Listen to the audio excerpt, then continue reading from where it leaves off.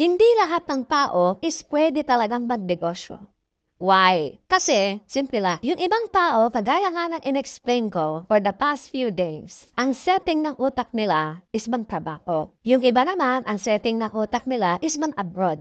Yung iba naman, ang setting ng utak nila is umistambay. Yung iba naman, ang setting ng utak nila is ganun lang talaga sila sa buhay. So, hindi talaga lahat is born entrepreneur. And it's a good thing na hindi lahat pwedeng magnegosyo. Kasi, if lahat magiging negosyante, we will not be having a balanced world. Hindi magiging balance ang mundo. Yung iba, ang destiny talaga nila sa buhay is paglingkod, magtrabaho sa isang negosyante. May ganun talaga. Kaya ginawa ng Diyos yung isip natin para magkaroon tayo ng option, magkaroon tayo ng decision making sa buhay natin. So, yun talaga, yung iba talaga, they are very passionate about working. That's what they love to do. That's what they're passionate about. Ayaw na nilang maging negosyante. At hindi nakaset yung isip nila na maging